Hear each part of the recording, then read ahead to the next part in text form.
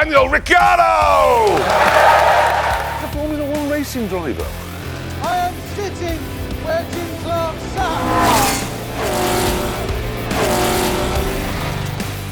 That's the guy from Dunkirk. Do you seriously not know who that is? Yeah, he's in the Dunkirk in this. He isn't. That was Tom Hardy, you idiot. Is that Tom Hardy? No, it's Wow. not Tom Hardy. He's a Formula One racing driver. Is he? Yes. Mate, how are you going? Australia's second best. Jeremy, how are you? I'm Got very well. it. How are Good you? to see you. Yeah. You know James? I'm Hey. Mark. James? Daniel, how you doing? G'day, Daniel. Mark. No, I'm not Daniel. Mark. Are you Daniel? Yeah. No. No. No, it's just being funny. Just pay no attention to them. Ignore them. Everybody else knows who you are. Yeah. And what we'd like you to do is a couple of laps of the track, just getting a feel for how fast you can go round. Is that all right? Yeah. So just a couple of cars. Yeah? Right. Don't look gormless. He does look a bit gormless. Are you ready on the stop? Yes, I'm ready on the stopwatch. 3, 2, 1, go! Well, that was a spirited departure. That's the sort of thing you get from a racing driver. That's Mark Ricciardo. No, it's Mark Webber.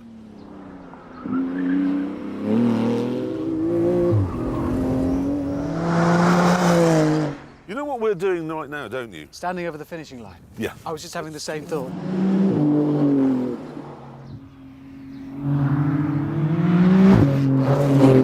That was quick. That was all I had. Ladies and gentlemen, Daniel Ricciardo! And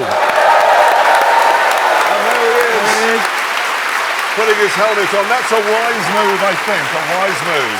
I genuinely like Daniel Ricciardo because he is a truly nice man. Yeah. And he's a truly nice man, and he's also extremely happy. He is. Cheerful. Well, the trouble is, I know from personal experience, hovercrafts are tricky to control. Yeah, Jeremy, he's a Formula One driver. He's got this covered. Don't worry about But it. it's It'll be fine. windy. Oh, here he comes. Here he is, arriving now. He's fine with Wrestling with the controls He's and got doing it. well. Yeah. Oh, he's overshot. He has overshot a bit there. Oh dear. Oh no. With that sorted, it was time to bring in a racing driver to see which of our cars could do the fastest lap. Our resident American said he wasn't interested because all three cars are probably communist. So instead, we went for a Belgian chap who's done Formula One and Formula E, Jerome D'Ambrosio.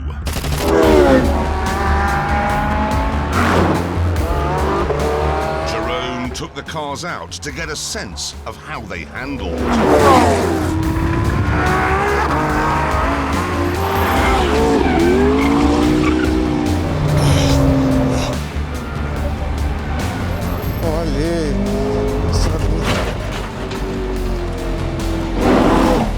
And when he'd finished, we were interested to hear his professional opinion. Alors, on va commencer par la Porsche, la plus facile à rouler. Voiture beaucoup plus assez neutre, beaucoup de grip dans les virages lents, une très bonne motricité. On est directement très à l'aise, il faut 1 ou 2 tours pour se mettre en confiance. Ouais, c'est vrai. Exactement. La Ferrari, c'est la voiture magnifique, une balance de voiture très neutre. Entre les trois, la Ferrari est un super compromis. Elle met aussi assez rapidement en confiance et donc je pense que voilà. Ouais, c'est mal. La McLaren, une voiture, je pense peut-être la plus difficile à piloter. Très facile de faire une erreur. C'est vraiment une voiture de grand garçon. Il faut faire attention et donc pas facile de faire un tour. Je pense qu'elle est un peu moins efficace. At this point, word reached us that Jeremy was taking liberties with the subtitling machine. Can I talk about Robert Kubica, Polish Formula One driver? There's a picture of him there now. A few years ago, 8 years ago actually, he had a terrible accident while doing a spot of rallying for fun. He is back in a Formula One car. And I just like to say, bloody brilliant. What a man. Or, Determination. like Mark Webber, okay, the Aussie F1 guy, former F1 guy, he welcomed him back to Formula One by tweeting, "Poland's man is coming back. What a warrior and tenacious prick he is." To be fair, for an Australian, that is getting quite soppy and It is, sentimental. yeah, no, it is. Yeah, he's a prick. Formula One season is over, and as we all know, I'm sure Lewis Hamilton is world champion, and well done him. think we all agree on that. I'm sure the baby Jesus was very pleased. I don't doubt it. Two of them are like that. Oh, yeah, close. For me, though, the highlight of the entire season was on the podium in Mexico, where Kimi Raikkonen set what I think is a new world record for the longest chug of champagne. Did it? Honestly, everyone else is sort of spraying it around. And I don't know if anybody else noticed, back of shot. I know the Finns like a drink, but he must have titanium throat. Imagine the burp he did afterwards. A whole bottle. It's staggering. I think the problem is for most people, the champagne on the podium is a ritual, but for Kimi Raikkonen, it's just another drink, and he hasn't had one for at least 2 hours. I've been doing this for hours. I often wonder, you know, in Abu Dhabi, on the podium, they're given rosewater, not champagne. So if Kimi's coming third, he's thinking, I've got to go on the podium for 20 minutes and drink rosewater.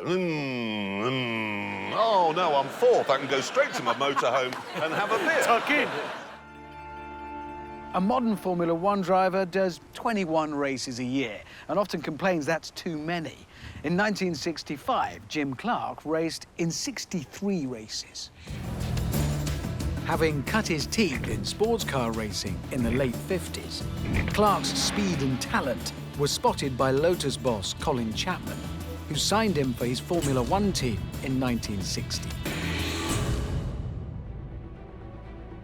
Clark soon set the motorsport world alight, especially in this car. The Lotus 25, in which, in 1963, he won his first F1 World Championship. Oh my God! I am sitting where Jim Clark sat.